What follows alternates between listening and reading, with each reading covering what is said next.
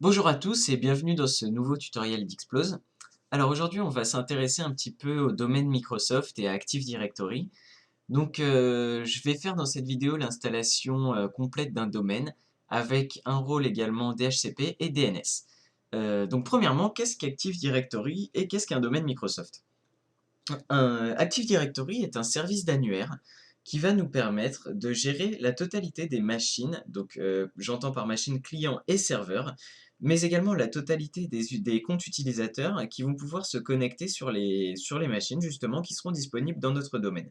Donc imaginez qu'un domaine est un espace sur un réseau, ou est un réseau en fait, sur lequel en fait seront gérés la totalité des objets euh, via, via Active Directory. Donc, on peut également gérer par Active Directory le type de compte que l'on va avoir sur notre domaine. Par exemple, on va avoir un compte A qui sera utilisateur et un compte B qui sera administrateur du domaine. On va également pouvoir gérer les dossiers partagés sur les ordinateurs et par exemple donc voilà, les serveurs DHCP, DNS autorisés sur le réseau.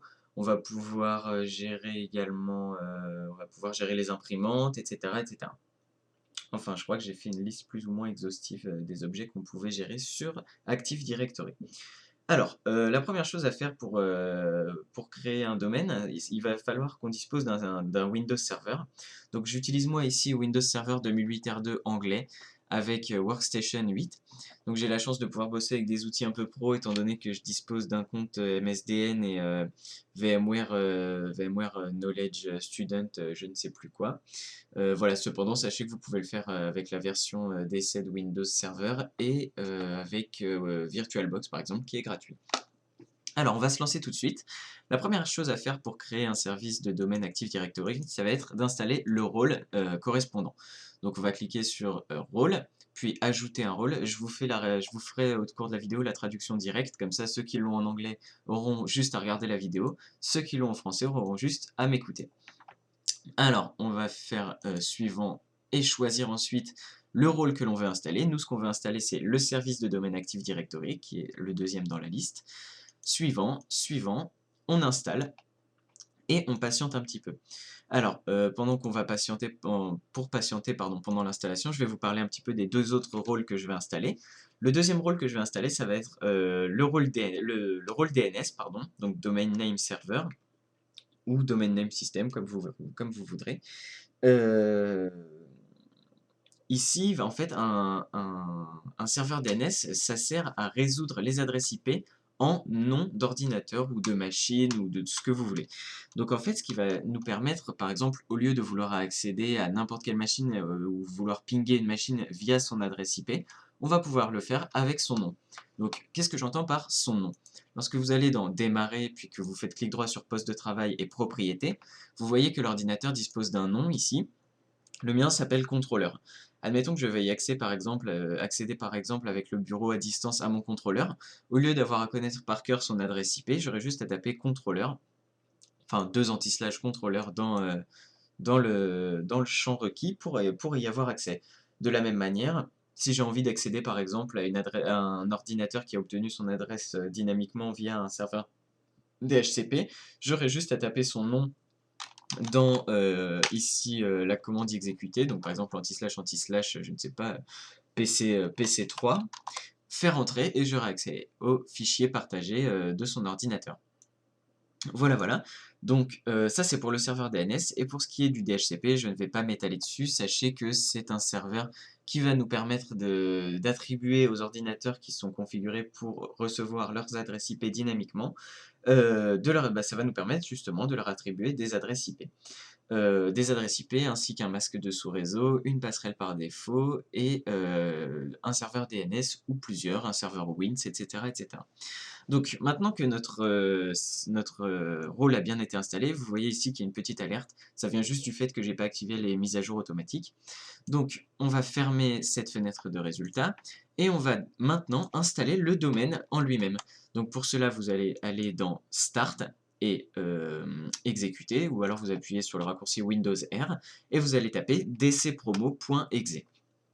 Vous faites ensuite OK, c'est l'utilitaire qui va nous permettre d'installer le domaine, pardon. Donc vous voyez que juste avant cette fenêtre est apparue une petite case. C'est en fait un petit check qui est fait par l'utilitaire pour voir si le service de domaine Active Directory a bien été installé. Donc nous on vient de l'installer ici.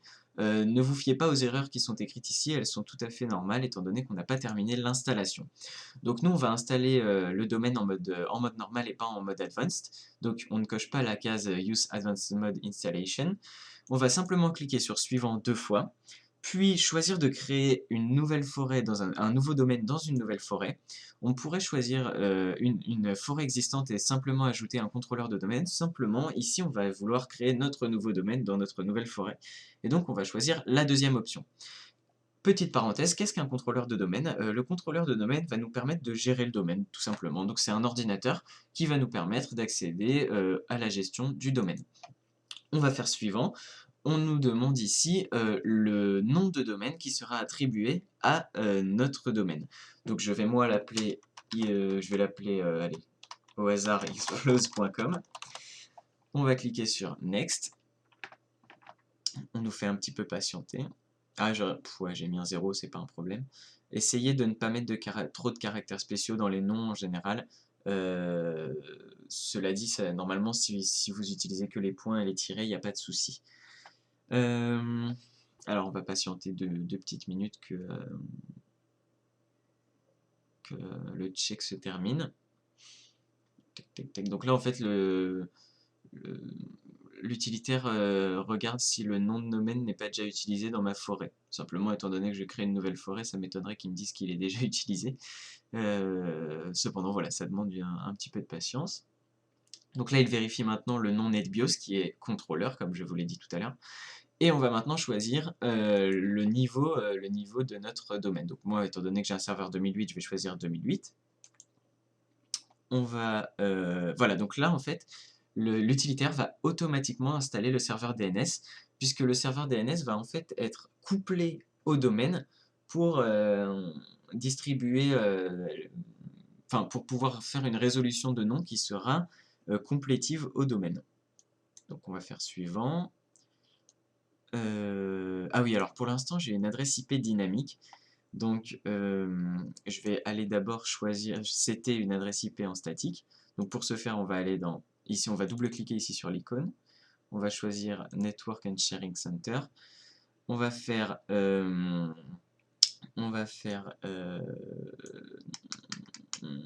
hop, donc on va modifier très simplement la configuration de notre adresse IP. Donc je vais regarder rapidement ce que le serveur DHCP m'a donné. On va faire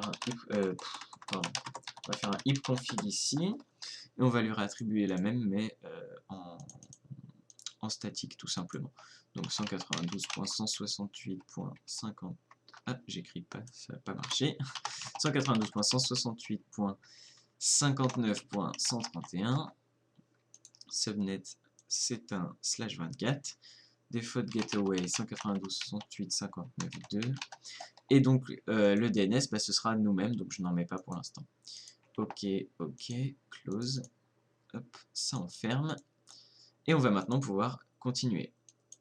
Voilà, ici on va laisser les paramètres par défaut, c'est simplement là où seront enregistrés les logs de notre serveur DNS. On va maintenant taper en fait le mot de passe de l'administrateur du domaine, donc qui est password, je vous le donne étant donné que vous n'y aurez pas accès de toute façon. Donc là on a un petit résumé de notre configuration. On va installer la totalité et on aura donc un serveur DNS d'installé et un domaine d'installé. À partir de là, vous allez voir qu'on va avoir accès à une nouvelle interface où on pourra gérer, comme je vous l'ai dit tout à l'heure, la totalité des objets qui seront disponibles sur notre réseau. Donc par exemple, un utilisateur, un compte utilisateur ou un nouvel ordinateur que l'on ajoutera post-installation dans le domaine, etc. etc. Alors, je vais attendre que l'installation se fasse. Et juste après, je vais installer DHCP à son tour, le serveur DHCP. Donc, sachez qu'en fait, lorsque vous êtes sur un domaine, pour pouvoir utiliser un serveur DHCP, vous devez l'autoriser dans le domaine. Et c'est un petit peu pour ça que j'installe le serveur DHCP, parce qu'en soi c'est très facile d'installer un serveur DHCP, et je veux juste vous montrer comment l'ajouter très simplement dans le domaine pour qu'il puisse distribuer des adresses et qu'il soit autorisé à distribuer des adresses aux postes qui se trouvent dans le domaine que l'on a appelé ici Xplose, dans le domaine Xplose, voilà. Je ferai dans une autre vidéo une petite démonstration sur comment créer des objets un petit peu particuliers avec des ordinateurs qu'on assimilera après à l'intérieur du domaine, etc., etc. Pour l'instant, je vais juste vous montrer l'installation typique d'un domaine avec un serveur DNS et un serveur DHCP. Sachez que ce n'est pas obligatoire d'installer le serveur DHCP sur le même ordinateur. Cela dit, ça facilite grandement les choses. Vous pouvez également coupler par exemple un serveur DHCP Linux avec un domaine Windows, mais c'est d'ailleurs ce qui est très souvent fait en entreprise. Vous pouvez également, en fait, vous pouvez se faire chevaucher tous les, tous les systèmes d'exploitation. En général, il n'y a aucun problème. Bon, cependant, c'est sûr que ce sera plus facile pour nous de gérer sur une petite infrastructure tout en Windows, étant donné que j'ai commencé mon truc avec Windows. Alors, on doit redémarrer l'ordinateur, donc je le redémarre très rapidement. Et maintenant qu'il a été redémarré, vous allez voir que je vais maintenant en fait pouvoir me connecter directement sur mon compte administrateur du domaine. Donc, je suis sorti de l'utilisation locale de mon ordinateur et je vais maintenant pouvoir m'y connecter comme si j'étais un utilisateur lambda du domaine. Donc, je vais utiliser mon compte administrateur, celui dont j'ai choisi le mot de passe tout à l'heure. Donc, le redémarrage, je vous ai passé une partie du démarrage à la trappe, hein, étant donné que c'était une simple séquence de démarrage. Donc vous voyez ici que, alors je vais switch d'utilisateur, vous voyez ici que je me connecte à mon domaine, puisqu'il est écrit logon to Xplose, Xplose étant le nom du domaine, et je vais donc taper administrator. Alors, mon clavier est retourné en anglais, et en mot de passe j'avais mis PA, alors, deux petites secondes, étant donné que le clavier est en américain, j'ai oublié comment faire ce caractère spécial, j'aurais pas dû en mettre, je suis idiot. Alors, juste 2 petites secondes, je regarde le clavier américain. Voilà, alors. Donc je vais vous montrer rapidement l'interface, la nouvelle interface à laquelle on va avoir accès avec la gestion du domaine. Et puis installer très rapidement un petit serveur d'HCP avec une petite plage de distribution d'adresses sur 192, 168, même une autre plage, hein. 192, 168, 01 jusqu'à 131 du coup, ou 59, je sais plus ce que c'est mon adresse, jusqu'à pour 250 adresses. Alors on y va très rapidement, hop. On va avoir ici un nouvel onglet. On peut également passer par là en tapant Active Directory, il me semble. Hop. Users and Computers. Voilà. Alors. Tac. Alors, ici, on va avoir concrètement la totalité de nos objets qui sont dans notre domaine. Donc, par exemple, les contrôleurs, qui sont ici le seul ordinateur qui est sur mon domaine. Donc vous voyez que c'est mon domaine contrôleur qui s'appelle bien contrôleur ici. Vous voyez qu'il se trouve bien dans mon domaine, puisqu'il s'appelle contrôleur.xplose.com et qu'il a donc été associé à mon serveur DNS. Donc on a un certain nombre d'informations sur lui, telles que son système d'exploitation, le groupe auquel il appartient, etc. etc., etc. Alors, on va par exemple, juste pour que je vous montre un petit peu comment ça fonctionne, on va créer un nouvel utilisateur. Donc on va faire tout simplement new user. On va lui choisir un prénom tel que Jean-François. Ah là là, clavier pourri, François. Les initiales JFK, que vous me croyez ou non, KERVE2LA. Hop, et on va lui mettre comme user logon name JFK. Donc ça c'est bien sûr On n'a pas besoin de le taper lorsqu'on se connecte, en fait c'est pour signaler qu'il se trouve sur ce domaine et pas sur un autre au cas où on aurait des sous-domaines. Suivant, password, on va lui mettre QWERTY et QWERTY. Alors on va pas... Donc pour la politique de sécurité veut que normalement l'utilisateur change son mot de passe automatiquement à la première connexion. Ici on va pas le faire, c'est juste pour vous montrer. Alors, suivant, finish, blablabla, blablabla. D'accord, alors, j'ai pas mis un password suffisamment compliqué, donc je vais juste rajouter un caractère, hop, en espérant que ça marche. Ça ne marche toujours pas. Il en veut, il en veut, il en aura. Ça ne marche toujours pas, bon Dieu. Voilà. Alors, et donc vous voyez qu'il se retrouve maintenant listé dans les utilisateurs disponibles sur mon domaine. Si je fais un double clic dessus, je peux alors choisir un certain nombre d'options, comme donc des options simplement d'informations comme là où l'utilisateur habite, sa ville, etc., etc. Mais aussi des, des options quant à son profil, comme par exemple à quel groupe est-ce qu'il appartient. euh, Quels accès il a sur le réseau, etc., etc., etc. Donc je ne vais pas m'étaler dans cette vidéo sur cette partie-là, je le ferai une autre fois. La vidéo fait déjà 16 minutes. Je vais très rapidement installer le rôle DHCP pour vous montrer comment l'ajouter dans le domaine. Alors, on va faire Add Roles, donc ajouter un rôle. Suivant, on va chercher serveur DHCP qui est ici. Encore une fois, suivant, suivant. Donc, ce sera cette interface-là qui distribuera les adresses, enfin, sur cette interface qu'on distribuera les adresses IP. Notre domaine parent, c'est explose.com. Le DNS, c'est notre adresse locale, donc qui est bien 59.131. Suivant, on n'a pas de serveur WINS, qui est un équivalent plus ou moins de DNS. On va ajouter, donc DHCP Scopes, en français ça veut dire plage DHCP. Donc en fait c'est simplement la plage sur laquelle le serveur va distribuer les adresses, donc on va l'appeler test tout simplement. 192.168 59.0, alors non, .2 à 192.168.59.250 par exemple, subnet mask 255.255.255.0 et la passerelle par défaut, hop, 192.168.59.2. Ok, next. Encore une fois, je vous avais dit que le réseau était DHCP v6, peut-être que je l'avais pas dit, enfin bon bref, était DHCP v6 ready, on va pas s'étaler là étant donné que ce sont les ordinateurs qui génèrent automatiquement leur adresse IP. Encore une fois, suivant. Ici, on va autoriser le serveur DHCP en fait directement dans notre domaine. Et on va faire suivant. Là, on a toute notre récapitulative pardon, du serveur et on l'installe rapidement.